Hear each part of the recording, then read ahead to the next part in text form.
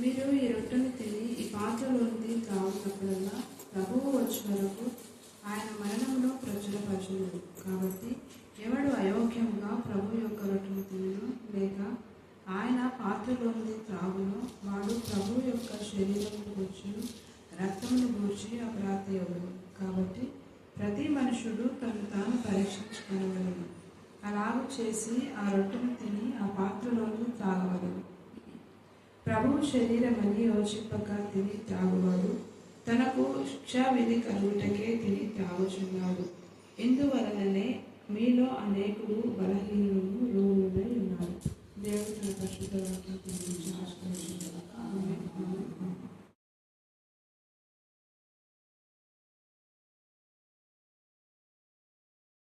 కార్యములు 4వ అధ్యాయము 25 నుంచి 34 వచనాలు చదువుతున్నాను. అన్యజనులు ఏలా అల్లరి చేసిరి? ప్రజలెందుకు వ్యర్థమైన ఆలోచనలు పెట్టుకొనిరి? ప్రభువు మీదను ఆయన క్రీస్తు మీదను భూరాజులు లేచిరి, అధికారులను ఏకంగా కూడుకొనిరి అని నీవు పరిశుద్ధాత్మ ద్వారా మా తండ్రియు నీ సేవకుడునైన దావీదు నోట పలికించితివి. ఏవి జరగవలనని నీ హస్తమును నీ సంకల్పమును ముందు నిర్ణయించెను, వాటినన్నిటిని చేయుటకై నీవు అభిషేకించిన నీ పరిశుద్ధ సేవకుడైన యేసునకు విరోధముగా హేరోదును పొంతి పిలాతును అన్యజనులతోనూ ఇశ్రాయేలు ప్రజలతోనూ ఈ పట్టణమందు నిజముగా కూడుకొనిరి. ప్రభువా, ఈ సమయమునందు వారి బెదిరింపులు చూచి రోగులను స్వస్థపరచుటకును నీ పరిశుద్ధ సేవకుడైన యేసు నామము ద్వారా సూచక క్రియలను మహత్కార్యములను చేయుటకును నీ చెయ్యి చాచియుండగా నీ దాసులు బహుధైర్యముగా నీ వాక్యమును బోధించినట్లు అనుగ్రహించుము. వారు ప్రార్థన చేయగానే వారు కూడుకొని ఉన్న చోటు కంపించెను. అప్పుడు వారందరూ పరిశుద్ధాత్మతో నిండిన వారై దేవుని వాక్యమును ధైర్యముగా బోధించిరి. విశ్వసించిన వారందరూ ఏక హృదయమును ఏక ఆత్మయు గలవారై ఉండిరి. ఎవడునూ తనకు కలిగిన వాటిలో ఏదియూ తనదని అనుకొనలేదు. వారికి కలిగినదంతయు వారికి సమిష్టిగా ఉండెను. ఇదియుగాక అపోస్తులు బహుబలముగా ప్రభువైన యేసు పునరుత్థానమును గూర్చి సాక్ష్యమిచ్చిరి. దైవకృప అందరి యందు అధికముగా ఉండెను. భూములైనను ఇండ్లైనను కలిగిన వారందరూ వాటిని అమ్మిన వాటి వెల తెచ్చి అపోస్తుల పాదముల యొద్ద పెట్టుచూ వచ్చిరి. దేవుడి ఈ వాక్యమును దీవించు. దేవుని ఆత్మ ప్రేరేపణ నుంచి సాక్ష్యం ఇస్తున్న విధానం బట్టి మేము స్తుతిస్తున్నాం. పల్లవి నా ప్రభా, నిన్నటి దినాన నా తల్లి నీకు మహిమకరమైన విధానంలో మరి ఇక్కడ ఉన్నటువంటి బిడ్డలకు భోజనాలు ఏర్పాటు చేసిన విధానం బట్టి మేము స్తుతిస్తున్నాం. దైవ ఆమెకి ఇచ్చిన దైవ భయాన్ని బట్టి నేను స్తుతిస్తున్నాం. తల్లి స్తోత్రం. దైవ ఆమె యొక్క శరీరంలో ప్రతి రుగ్మత మీ రక్తంలో ప్రోగించి మీరు ఇచ్చిన స్వస్థం బట్టి మేము స్తుతిస్తున్నాం. మాధవి కూడా మీరు ఇచ్చిన స్వస్థం బట్టి మేము స్తుతిస్తున్నాం. సంతోషముకు మీరు ఇచ్చిన స్వస్థం బట్టి మేము స్తుతిస్తున్నాం. జ్యోతికి ఇచ్చిన శ్రేష్టమైన కుమారుని మీ సన్నిధిలో తెచ్చి దేవ ఎత్తి పట్టి నా ప్రభావ ప్రార్థన చేయించిన విధానం బట్టి కూడా మేము స్తుతిస్తున్నాం. ఆయన మరెన్నో పనులకు వెళ్ళి మీ సన్నిధికి వచ్చారు బిడ్డలు. గత దినాల్లో బిడ్డలు చేసిన కష్టార్జితంలో మీరు ఆస్వాదించమని ప్రార్థిస్తున్నాం. దేవా, ఇది మీకు ఇష్టమైన దినమని, మీరు ప్రత్యేకించిన దినమని, మీరు ప్రతిష్ఠించిన దినమని, దేవా మీరు కోరుకున్న దినమని నా ప్రభా, ఈ దినంలో మీలోనే ఆనందించాలని, మీలో కొంటువేయాలని, మీ ద్వారా దేవ ఆశీర్వాదాలు పొందుకోవాలని ఆశపడిన ప్రతి బిడ్డ మానవుల కష్టార్జితం ద్వారా ఏ ఆశీర్వాదం మాకు రాదు ప్రభా. యెహోవా ఆశీర్వాదమే ఐశ్వర్యం ఇచ్చిన మీరు సెలవిచ్చున్నారు. దేవా, నీ వాక్యం ద్వారా బిడ్డలందరినీ మమ్మల్ని మీరు ఆశీర్వదించండి. మీ వాక్యం ద్వారా మాకు ఏకాత్మ, ఏక మనసు, ఏకభావం దయచేయమని ప్రార్థిస్తున్నాం. మేము మంచి విషయంలో ఏకీభవిస్తున్నామా, చెడు విషయంలో ఏకీభవిస్తున్నామా అని ప్రతి బిడ్డ ఆత్మ పరిశీలన చేసుకోవడానికి మీ కృపను దయచేయమని ప్రార్థిస్తున్నాం. దేవా, చేయవచ్చిన ప్రతి ఒక్కరిలో మరోసారి బదే గొర్రెగా మీరు మా కోసమే మారారు. నిరంతరం మాత్రమే మా కోసం విజ్ఞాపన చేస్తున్నారు. ఈ సమయంలో నాకును మాకును మీరు మాత్రమే బోధనగా ఉన్నందుకు మేము స్తుతిస్తున్నాం. మీరు మా పక్షంగా సాక్ష్యం ఇస్తున్నారు తండ్రి, అది సత్యమైన సాక్ష్యం. దేవా, మేము మీ ద్వారా సాక్ష్యం పొందే బిడ్డలుగా ఉండటానికి మీ కృపను దయచేయమని మమ్మను మా ఆత్మను మీ చేతులకే సమర్పిస్తూ నజరేయుడు యేసుక్రీస్తు శక్తిగల నామమున ప్రార్థిస్తున్నాం తండ్రి. ఆమేన్, ఆమేన్, ఆమేన్. ఎంత ఏడుస్తా ఉంది. ఆ ఏడ్చే మూమెంట్లో నాకు కళ వచ్చిందనమాట. అప్పటికి ఇంకా తను ప్రెగ్నెంట్ కాలేదు. అక్కడ నాన్న చైర్లో ఉన్నాడు, తను నాన్న పక్కన నిలబడింది. రత్న ఎప్పుడైనా నాన్నకి అన్నీ వడ్డించేదంతా వీళ్ళు ఎక్కువ చేసేవాళ్ళు. నేను బాత్రూంలో ఉన్నా, బేబీ ఇట్లా అని నన్ను పిలిచాడు. నేను తొందరగా చూస్తేనే ఇలా పాపను చూసి ఈ పాప ఎట్లుందో అట్లా ముందే నేను చెప్పిన. ఈ పాపను చూసి నాకు ఇస్తుంటే అది రత్న పాప నాకెందుకు ఇస్తున్నావు అన్నాను. ఇంకా అంతే వెంటనే మెలకు వచ్చింది. అది రత్న పాప నాకెందుకు ఇస్తున్నావు నాన్న తనకు చెప్పారు. చెప్పిన ఒక 1 వీకే తను ప్రెగ్నెంట్. 1 వీకే తర్వాత నేను చెప్పిన ఆ పిల్లకు నాకు నాన్నకి ఇచ్చేటప్పుడు జుట్టు బాగుంది, తెల్లగా ఉంది ఆ పిల్ల అని చెప్పిన. తెల్లగా ఉంది, ఆ ఫేస్ కూడా రౌండ్ షేప్లోనే అట్లనే ఉంది, కొడుకులాగా లేదు, ఇంకా మంచిగా ఉంది. దేవుడి బిడ్డను దీవించిన దాకా ప్రాణం చేస్తాం. ప్రేమగల ప్రభా, మీకు ఎంతగా వందనాలు స్తుతులు స్తోత్రం చెల్లించుకుంటున్నాం ప్రభా.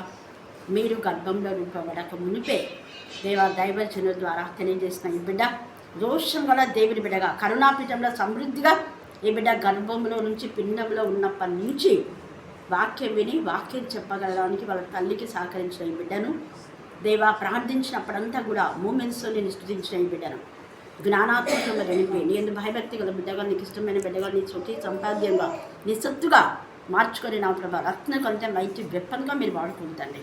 ఇక్కడ ఎంత సేవలో రత్న సహకరించిందో అంతకంటే ఎక్కువగా ఈ బిడ్డ సహకరించే బిడ్డగా, రోషం గల దేవుని బిడ్డగా దేవ జ్ఞానాత్మతో మరి నింపి పూర్ణ ఆరోగ్యం, పూర్ణ బలం, పూర్ణ శక్తినిచ్చి తల్లికి ఎలాంటి తొందర లేకుండా తల్లిని ఎప్పుడు ఆనందింపచేసే కుమార్తెగా ఉండేలాగున మీ కృపాసహాయం దయచేయమని మమ్మను మా ఆత్మను మీ చిత్రగా సమర్పిస్తూ అలాగనే రత్న కూడా మా తండ్రి పూర్ణ ఆరోగ్యం, పూర్ణ బలం దయచేయమని నేను చేస్తున్నామని ప్రార్థిస్తున్నాం తండ్రి.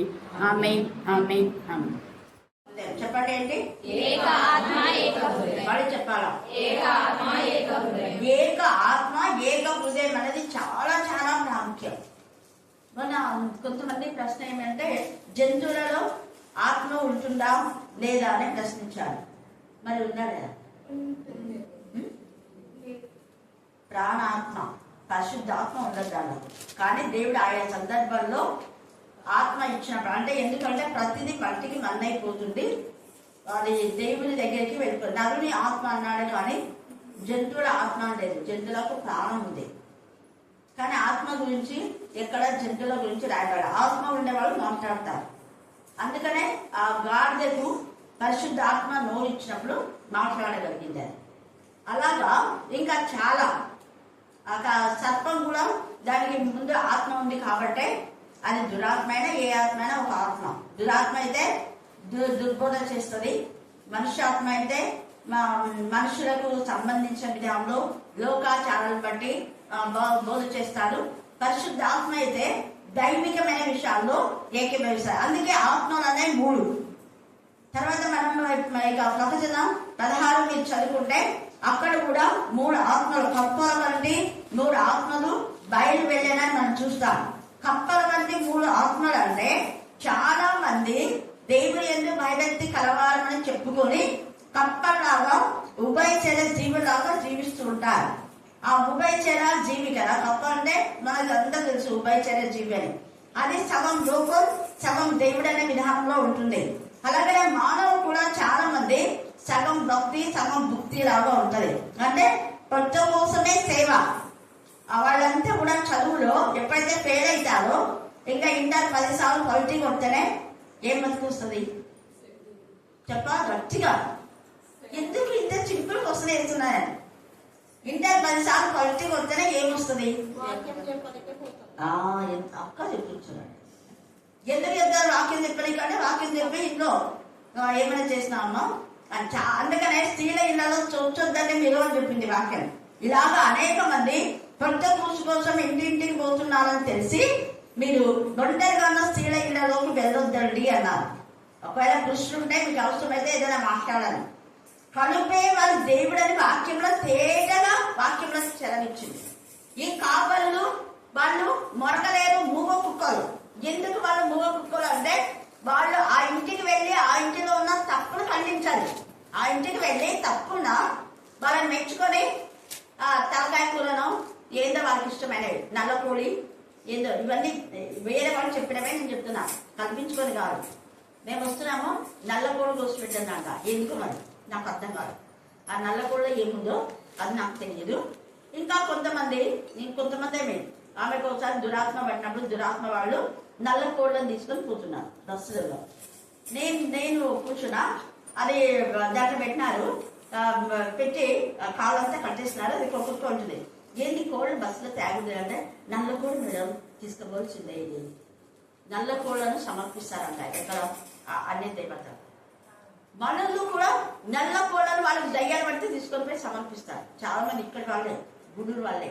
వాళ్ళు ఎవరు అంటే చర్చకొచ్చే వాళ్ళే, వాక్యం చెప్పే వాళ్ళే.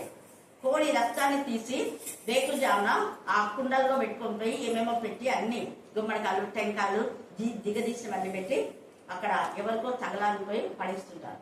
అట్లా పోయి దాన్ని దాటి వచ్చిన తర్వాతనే వాళ్ళంతకు భయంకరంగా శోధన వచ్చింది. వాళ్ళంతా అవన్నీ తెలిస్తే అప్పుడు ఒప్పుకున్నారు. అప్పుడు హల్లెలూయా హల్లెలూయా. వీటిలో అపవిత్ర ఆత్మల్లో ఏకీభవించడం కాదు. అక్కడ అందుకనే కప్పల వంటి 3 అపవిత్ర ఆత్మలు బయట వెళ్ళగా నేను చూడటానికి తేటగా రాయబడింది. అందుకనే దురాత్మల్లో మనం ఏకీభవించదు. అపవాది లూసిఫర్ వాడు దుష్టుడు, వాడి దురాత్మ, వాడి దొంగతనము హత్య నాశనం చేయడానికి వస్తాడు.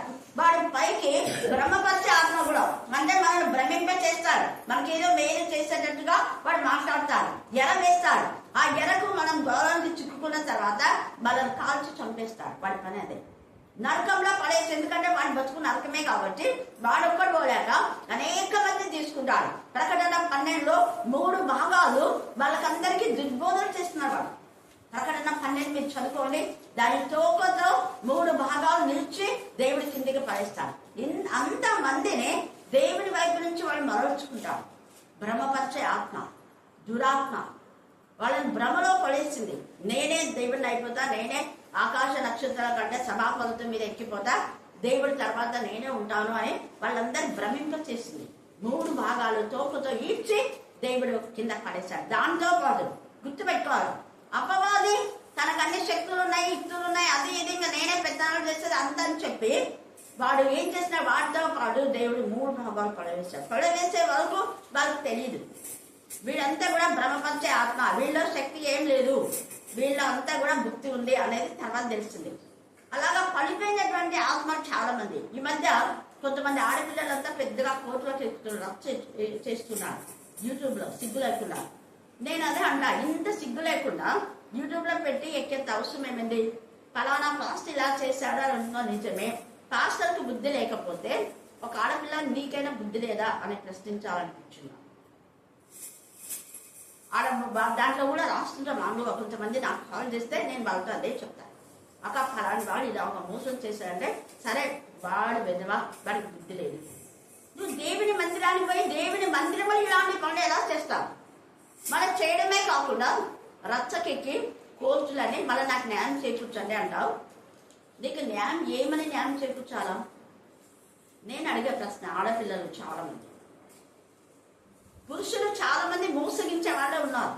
90%, 10% పరిశుద్ధంగా ఉంటారు పురుషులు.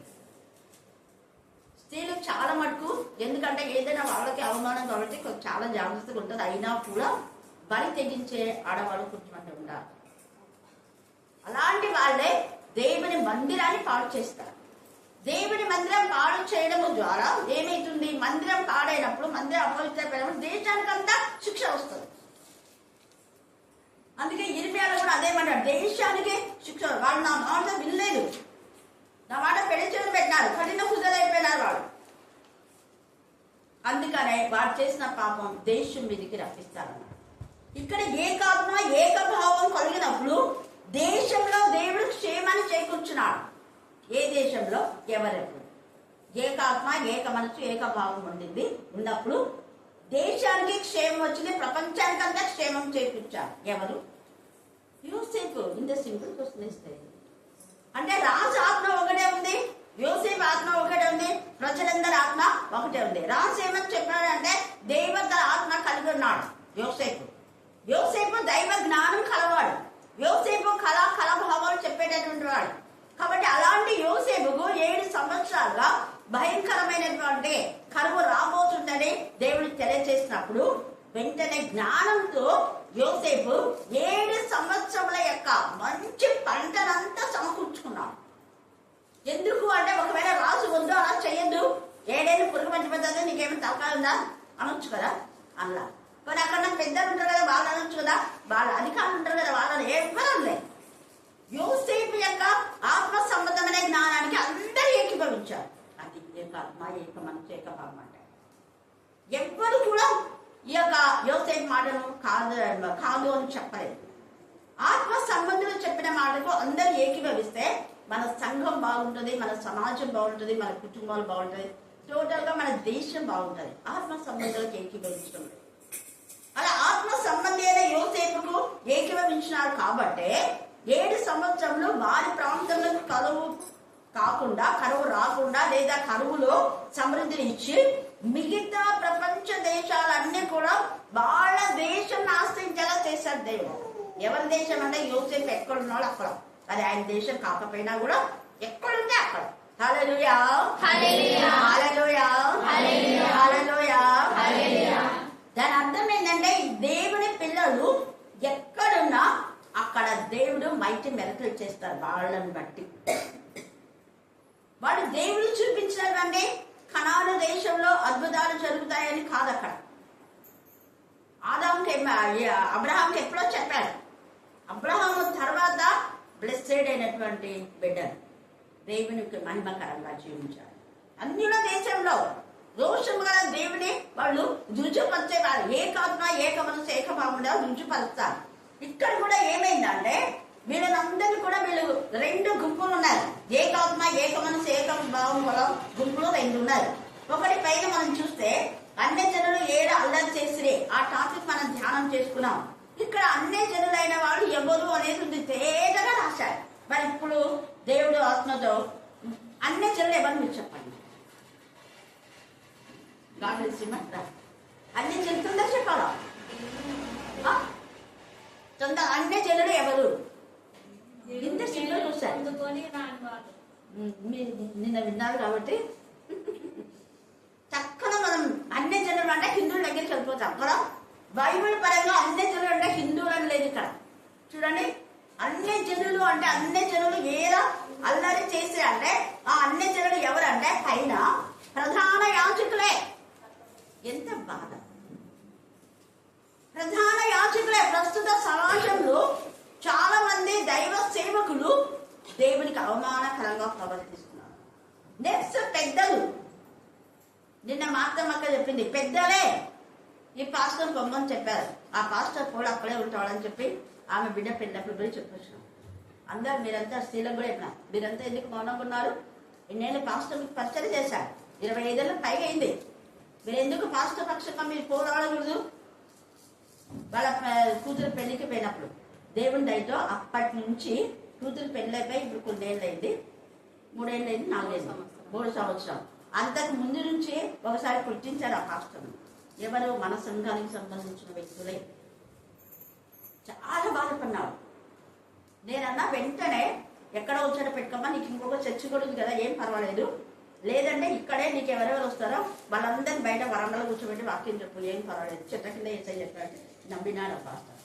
ఇప్పుడు దేవుని దయతో వాళ్ళందరూ ఏకమైనందుకు పెద్దల నోళ్ళు ముగించినారు. హల్లెలూయా, హల్లెలూయా, హల్లెలూయా, హల్లెలూయా. అక్కకు చూపించాడు, ఇదిగో ఈ పెద్దలు చూడమని దిగుమంది. అట్లా ఉండాలి. ఒక మంచి పని చేసేటప్పుడు పెద్దలైతేమి, వాళ్ళు రెవరెండ్ అయితేమి, బిషప్లు అయితేమి, ఎవరైతే ఖాతా చేయకూడదు. ఇక్కడ పేతురు, యోహాను కూడా ఏమాత్రం కూడా ఖాతా చేయకుండా దేవుని గ్రంథంలోనే రాశారు.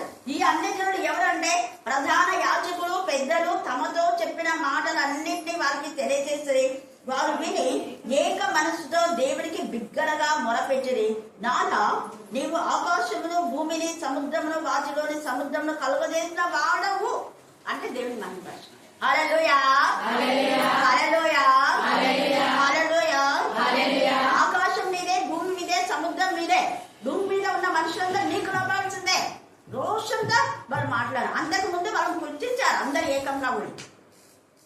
దేవుని యొక్క నామమును మహిమపరిచినందుకు ప్రధాన యాజకులు, యాజకుల బంధువులు అని రాయబడింది. 4వ అధ్యాయం చదివితే ప్రస్తుతం మన పరిస్థితి, గూడు పరిస్థితి ఏందో, కొన్ని సంఘాల పరిస్థితి మీకు తేటగా అర్థమైపోతుంది. ఎవరు చెప్పనవసరం.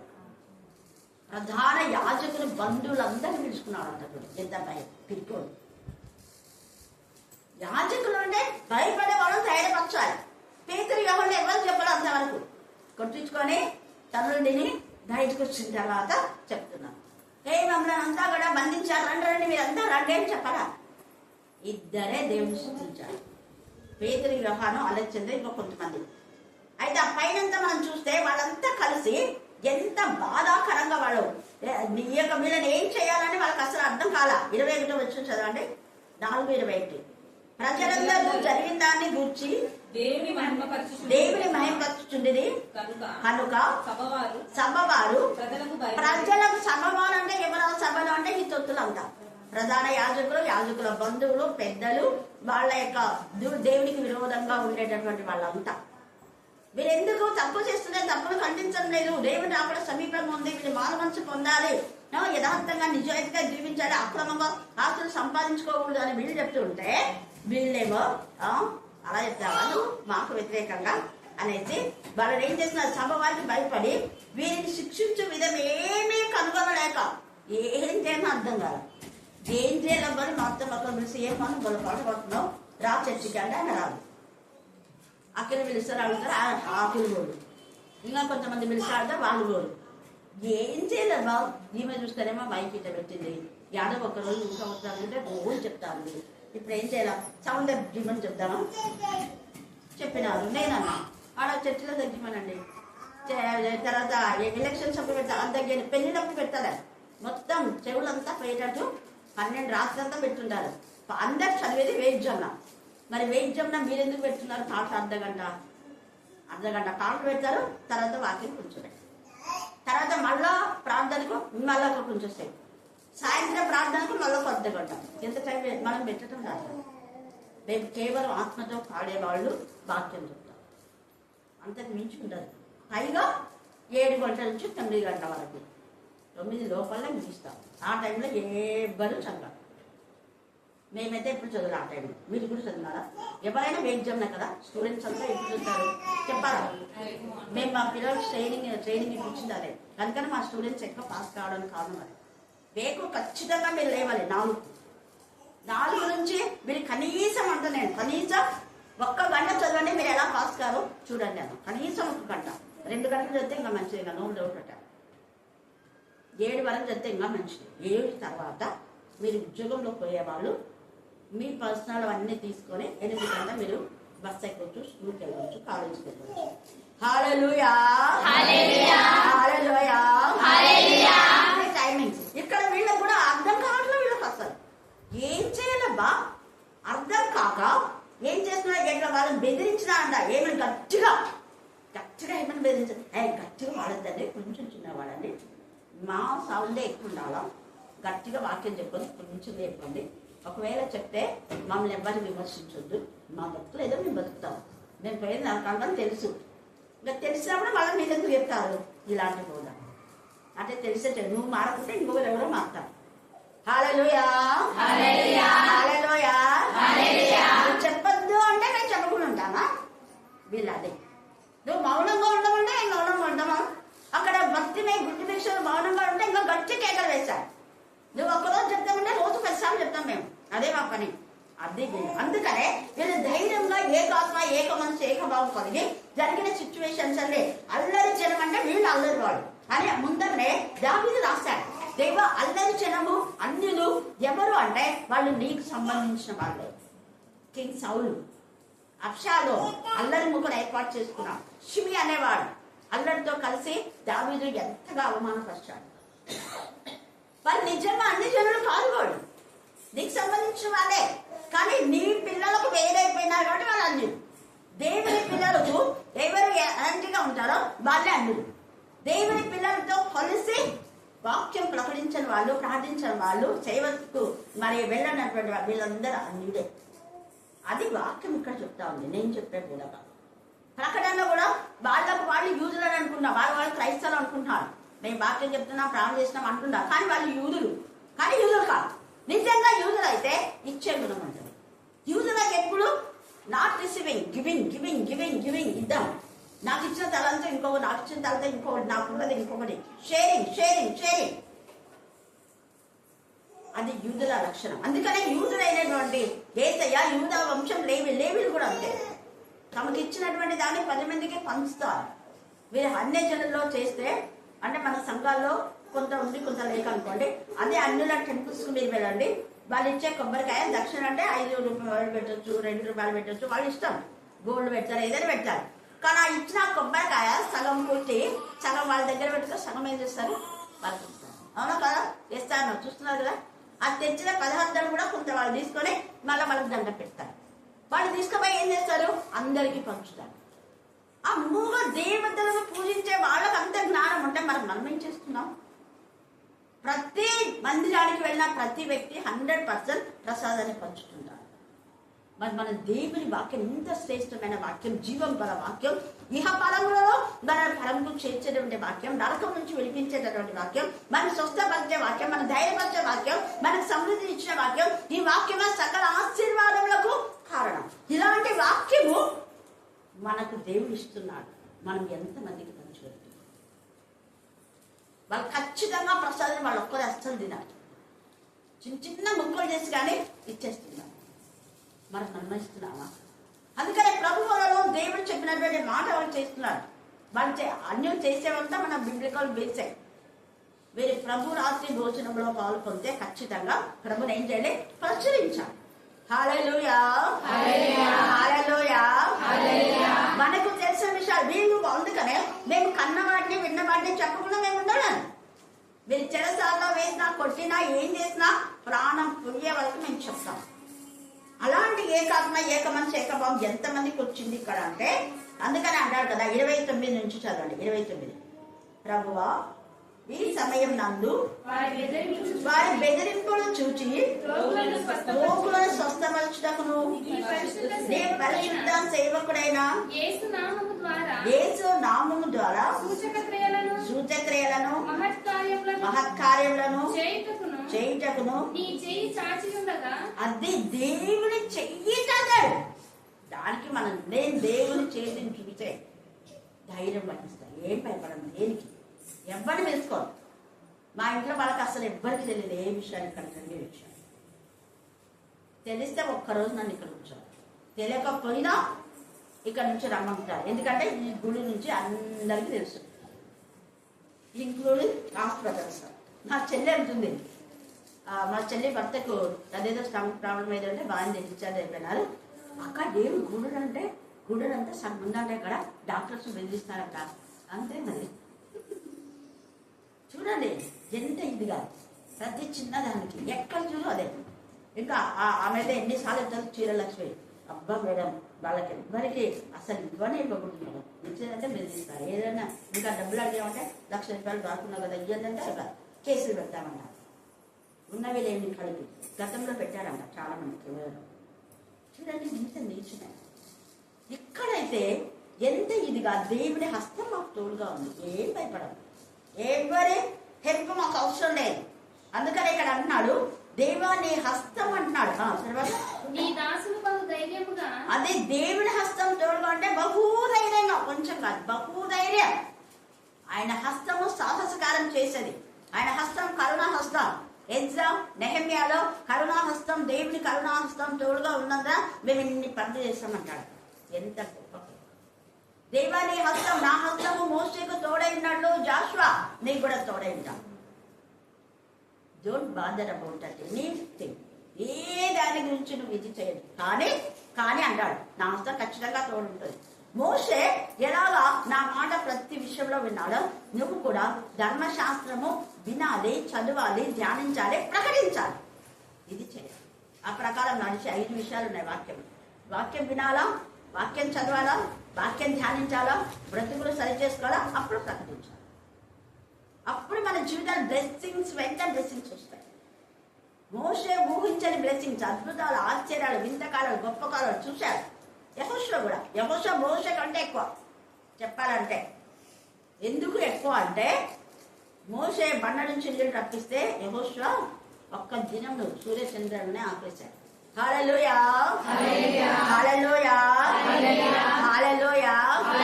ఆయన కరుణా హస్తం, ఆయన దక్షిణ హస్తం, పరిశుద్ధ బాహు గాయకున్న హస్తం ఇప్పుడు మనకందరికీ తోడుగా ఉంది.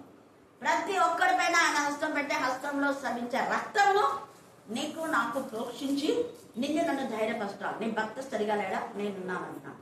నీ తండ్రి సరిగా లేడా, నేనున్నాను. నీకు తండ్రి సరిగా లేడా, నేనున్నాను అంటున్నాను. నీకు ఎవరు ఫ్రెండ్స్ లేరా, నేను నిజమైన స్నేహితుడు, నిజమైన నాయకుడు, నేను నిజమైన న్యాయాధిపతిని, నిజమైన మధ్యవర్తి, నీ కోసం రాజ్యం ఆడతా. అందుకే విరోధంగా విప్పబడిన ఆయుధము వర్తిల్లదు. అందుకే వీళ్ళు బలము ధైర్యంగా ఆయన చేయి చూసి వాళ్ళు చూడండి, నీ హస్తంలో నీ సంకల్పంలో ముందు నిర్ణయించను వాటి అన్నింటినీ చేయుటకై నీవు అభిషేకించిన నీ పరిశుద్ధ సేవకుడైన యేసునకు విరోధంగా హేరోదును, పొంతి పిలాతును, అన్ని జనులతోనూ ఇశ్రాయేలు ప్రజలతోనూ ఈ పట్టణంలో నిజంగా కూడుకోండి. ఎంత బాధ! వీళ్ళు ఇశ్రాయేలు అందరూ ఒకటైపోయినారు.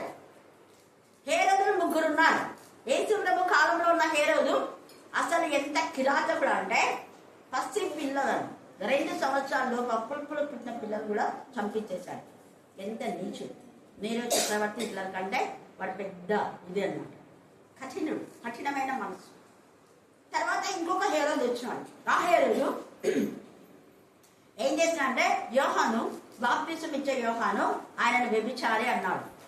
అందుకని యోహానుకు సంబంధించి యోహాను బాప్తిసం ఇచ్చే యేసు పైన కూడా ఒక కన్ను వేశాడు.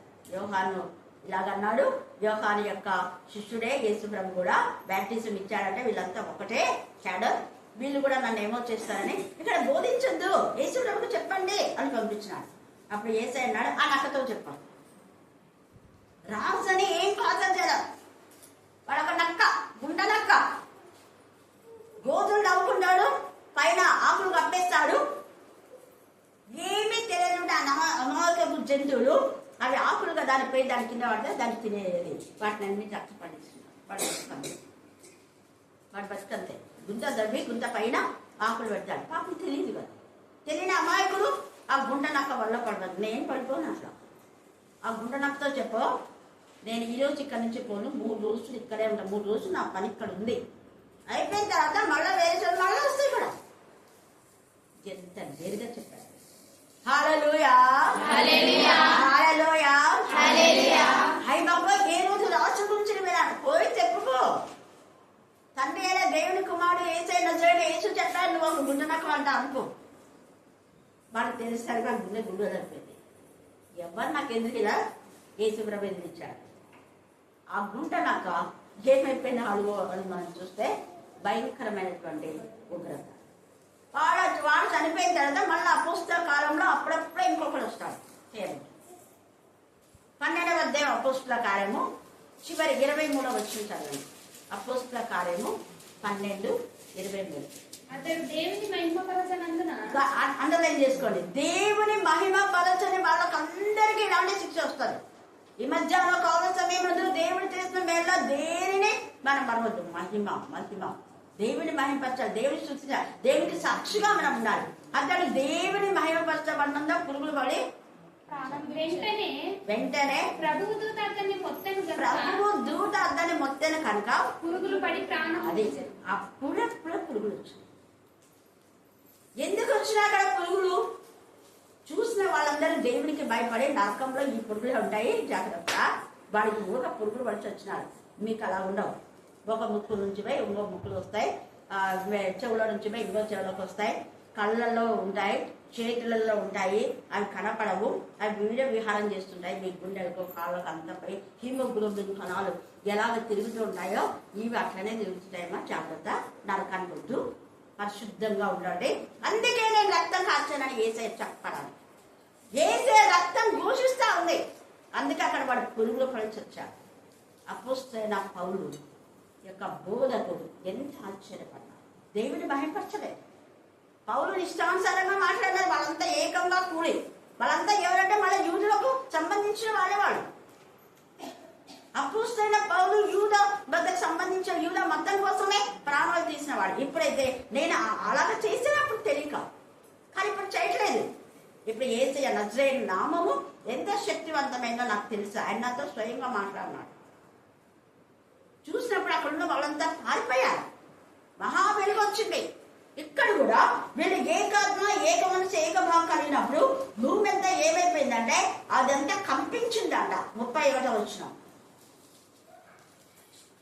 4:31. వారు ప్రార్థన చేయగానే వారు ప్రార్థన చేయగానే వారు కూడి ఉన్న చోటు కంపించారు. ప్రార్థన చేయగానే చాలా మందికి ప్రార్థన చేస్తుంటే ప్రార్థన చేయకూడదు. ప్రార్థన చేసినాక మళ్ళీ ఏం చెప్పకూడదు. మీరు నియమించారా నన్ను ఏమన్నా అంటాను. ఎందుకు ప్రార్థనలో దేవా ఇలాంటి వాళ్ళని మార్చం చేస్తాం కదా, వాళ్ళ గుండెలు గురుపాలా పుచ్చుకుంటున్నాయి. ఇక్కడ కూడా వీళ్ళ మాటలు భూమిని కంపింపచేస్తాయి. మానవుడు మట్టితో నిర్మితమైన మన గుండెలు కంపించాలి. రాహబు గుండె కంపించింది, మార్చబడింది. లుదియా గుండె కంపించింది, మార్చబడింది. ఆమె మారి అనేకులు మార్చింది. లుదియా తర్వాత ఈ రాహబు కూడా మారి అనేకులు మార్చింది. మరి మనం అనేకులు మార్చకపోయినా నీ భర్తను నువ్వు మార్చుకోవాలంటే మార్చుకోకపోగా మారే వాళ్ళని మారకుండా చేస్తారు. అంత దూరం నుంచి అన్నిలు వస్తున్నారని సిగ్గుపోతుంది. మరి పోదా? దేవుడు అడుగుతాడు లెక్క. ఎంతమందిని ప్రభులోకి నడిపించాడు. ఎందరు నడిపించకపోయినా నీవన్నా నీవు రక్షించుకో అంటావు. ఇక్కడ అందుకే వీళ్ళు ఏకాత్మ ఏక మనసు ఏకభావంతో కూడినప్పుడు ఆ భూమి అంతా కూడా విశ్వసించిన వారందరూ కూడా చూడండి ఏక హృదయంలో ఏకాత్మైన కలవారై ఉండాలి. ఎవడేమో తమ కలిగిన వాళ్ళు ఏది తనది అనే నాదే అని అనుకోలేదు. ఇదంతా మీదే, మనది. ఎవరికి తగిలింది వాళ్ళు షేర్ చేసుకున్నారు. షేరింగ్. నాకు కలిగింది నేనే పెట్టుకుంటే ఏం ఉపయోగం ఉండదు. నాకు కలిగింది నేను ఇవ్వడం ద్వారా దేవుడు నాకు ఇస్తాడు. కారణం నేను ఇచ్చింది నజరేయుడైన యేసు నామం. యేసు నామంలో ఇచ్చినప్పుడు వాళ్ళు ఇవ్వకుండా మోసం చేశారంటే వాళ్ళు ఎవరిని మోసం చేస్తున్నారు? యేసు నామం. నజరేయుడైన యేసు నామం అంటే కంపించింది భూమి. అందుకనే బతుకులు కంపిస్తుంది. ఎందుకు బతుకుల్లో కుటుంబాల్లో భయంకరమైన శోధన అంటే దేవుడికి విరోధంగా ఈ 5వ అధ్యాయం మళ్ళీ ధ్యానించుకుందాం, టైం లేదు. అననీయ సభ్యురాలు కూడా ఏకాత్మ ఏక మనసు ఏకభావం మూడు రకాలుగా ఉంది. ఇక్కడ భార్య భర్తలు ఏకీభవించినారు. ఇక్కడేమో ప్రధాన యాజకులు, పెద్దలు, ప్రధాన యాజకుల యొక్క బంధువులు అందరూ కలిసి ఏకీభవించి అన్యులు అయిపోయినారు. అన్ని జనులు అల్లరి చేస్తారని ముందే దావీదు చెప్పారు. వాళ్ళు అన్యులు అయిపోయినారు. తర్వాత ఇక్కడ మనం ఇందాక అపొస్తల కార్యం చూస్తే అక్కడ ఏ రోజు రాజు అతనికి సంబంధించిన వాళ్ళంతా భయపడినారు. కానీ అతనితో ఎవరు ఏకీభవించారు. అందుకని మిగతా వాళ్ళంతా సేఫ్ అయిపోయినారు. రాజు దేవుని మహింపరచలేదు అని అర్థమైపోయింది. అందుకు వాళ్ళు దేవుని మహింపరచారు. దేవుని మహింపరచని అతను ఒక్కడే అక్కడ చచ్చాడు. ఎందుకు? వేరే వాళ్ళు ఎవ్వరికి ఏ రోజుతో ఏకీభవించలేదు కాబట్టి. గుర్తుపెట్టుకోండి, వీళ్ళందరూ ఏకీభవించారు పాపంతో శిక్ష వాళ్ళకి వచ్చింది. ఇక్కడ వీళ్ళంతా పరిశుద్ధతలో ఏకీభవించినారు కాబట్టి వాళ్ళు ఏం చేయలేకపోయినారు. ఎంతమంది ఏకీభవించినారు అంటే అక్కడ మనం 4వ అధ్యాయం 4వ వచనంలో వాక్యము వినిన వారిలో అనేకులు అందరు కాదు, అందరు అంటే వీళ్ళు కూడా ఉన్నారు. వీళ్ళు నమ్మని వారు వీళ్ళే, యాజకులు నమ్మలే. అనేకులు నమ్మే వారిలో పురుషుల సంఖ్య ఇంచుమించు 5,000. ఇంకా స్త్రీల పిల్లలు ఎంతమంది ఉన్నారు అనుకోవటం. తర్వాత ఇంకా ముందులో మనం చూస్తాం 3,000 మంది. అప్పుడు మా అన్న 3,000 మంది, ఈ 5,000 మంది, ఈ స్త్రీలు అందరు కలిసి ఏకాత్మ ఏక మనసు ఏకభావంతో ప్రార్థించగా భూమి కంపించింది. భూమే కంపిస్తే మనుషుల హృదయాలు కంపించడం, వీళ్ళ హృదయాలు కంపించినందుకే మారారు. వీళ్ళ హృదయంలో గుచ్చుకుంది వాక్యం. తర్వాత అందరూ 3వ అధ్యాయంలో మేమేం చేయాలంటారు. 2వ అధ్యాయంలో కూడా మేమేం చేయాలి? మారు మనసు పొందాలి. మొదట ఉన్న ఆ మనసు వద్దు, ఆ కఠినమైన మనసు తీసేసుకోండి, ఆ భాషను మనసు తీసేసుకోండి, ఆ విరోధమైన తీసేసుకోండి, ఆ వ్యతిరేకించే మనసు తీసేసుకోండి, ఆ తిరుగుబాటు మనసు తీసేసుకోండి. ప్రభుకి ఇష్టంగా ఉండండి. అప్పుడు మన జీవితాల్లో అనేక అద్భుతాలు జరుగుతాయి. అప్పుడు వాళ్ళందరూ కూడా ఇలాగ అయ్యేసరికి అందరూ దేవుని బహుగా మహింపరచారు. సమిష్టిగా వాళ్ళంతా ఏది మాది కాదబ్బా. ఇలా భూమి కంపించినప్పుడు ఎంతమంది నెల విడిచి చచ్చిపోయిన వాళ్ళు ఉన్నారు. ఈరోజు భూమి కంపించినా మన దేవుని క్షేమంగా ఉంచాడు, దేవుని కృప. కాబట్టి వాళ్ళకి కలిగిందంతా కూడా అందరూ పనిచేసుకున్నారు సమిష్టిగా. ఎవరికి ఎక్కువ తక్కువ లేదు. దేవుని నమ్మకం మహిమ కలుగుతాం. ఈ మధ్యాహ్న కాల సమయమందు మన పరిశుద్ధతలో ఏకాత్మ ఏక మనసు ఏకభావం కలుగుదాం. ఇలాగా ప్రధాన యాజకులు చేసే తప్పులో మనం ఏకీభవించదు. సంఘ పెద్దలు తప్పుంటే ఏకీభవించదు. ఇక్కడ భార్య భర్తలు పాపంలో ఏకీభవించారు. 5వ అధ్యాయంలో మళ్ళీ మనం చూసుకున్నాము. వీళ్ళు పాపంలో ఏకీభవించారు, తప్పులో ఏకీభవించారు, అబద్ధంలో ఏకీభవించారు. కొంత దాచుకున్నారు, ఇద్దరు దాచుకొని తప్పు చేసే విధానంలో ఉంటుంది. అక్క చెల్లెలైనా అన్నదమ్ముల ఎవరైనా తప్పులో ఏకీభవించదు, మంచిలో ఏకీభవిస్తాయి. అనేక బ్లెస్సింగ్. దేవుడు ఈ వాక్య భాగం దీవించి ఆశీర్వదించుగాక. ఆమేన్ ఆమేన్. ఈ సమయం ముందు చాలిన దేవా, ఆనందిస్తున్న దేవానికి స్తోత్రములైన స్తోత్రములు స్తోత్రములు స్తోత్రములు. పరిశుద్ధుడా నీకే స్తుతి స్తుతి స్తుతి స్తోత్రము తండ్రి. ప్రభా నేను విన్న వాక్యం మర్చిపోకుండా మా హృదయంలో భద్రపరచుకుని నిన్ను స్తుతిస్తుంటే జ్ఞాపకం చేసుకుంటూ తండ్రి ఎల్లప్పుడు కూడా తండ్రి ప్రభా ప్రతి దినము ప్రభా నిన్ను జ్ఞాపకం చేసుకునే భాగ్యం దయచేస్తున్నాను. పరిశుద్ధుడా దేవదేవా దినదిన బాంధవుడా దీనులేలా నీ యొక్క కరుణ కటాక్షం తెలిసింది తండ్రి. అన్ని వేళ తండ్రి పరిశుద్ధుడైన తండ్రి నీవే, నీ యొక్క కృప, నీ యొక్క కరుణ, నీ యొక్క కటాక్షం దయచేసి యేసయ్యా నీకే స్తుతి స్తోత్రం నాయన, స్తుతి స్తోత్రం నాయన. ఎల్లప్పుడూ నేను భయభక్తులు కలిగి ఉండే హృదయం దయచేయి. అవును తండ్రి, నిన్ను స్తుతించాలా, నిన్ను ధ్యానించాలా, నీవు కరుణించాలా ప్రభా. దేవా నీకే స్తుతి స్తోత్రము, యేసయ్యా నీకే స్తుతి స్తోత్రము తండ్రి. నీవు మా ఎడల చూపే దయను బట్టి, కృపను బట్టి నీకు స్తోత్రములైన తండ్రి. ఎంతో కృప, ఎంతో దయ, ఎంతో కరుణ కటాక్షం మా ఎడలని ఉన్నది ప్రభు. నీకు స్తోత్రము తండ్రి, స్తోత్రము స్తోత్రము. గొప్ప దేవా స్తోత్రము. కరుణా కటాక్షము మాపై ఉంచినందుకే స్తోత్రము తండ్రి. నీకు స్తోత్రములు స్తోత్రములు స్తోత్రములు. సర్వోన్నతరం, సర్వ సృష్టికర్త, సర్వంతమే, సర్వాధికారి తండ్రి. మేము నీ బిడ్డలంగా ఈ లోకంలో జీవించడం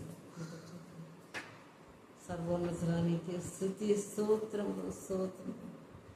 సర్వోన్నతురానికే స్తుతి స్తోత్రములు. గొప్ప దేవానికే స్తుతి స్తోత్రం తండ్రి. చేరు వచ్చిన ప్రతి ఒక్క బిడ్డపై నీ కృపను కుమ్మరించండి. మా అందరిపై నీ కరుణా కటాక్షం కుమ్మరించండి. మీరు దేవుడు తండ్రి, తండ్రి మాపై నీ కృపను కుమ్మరించండి.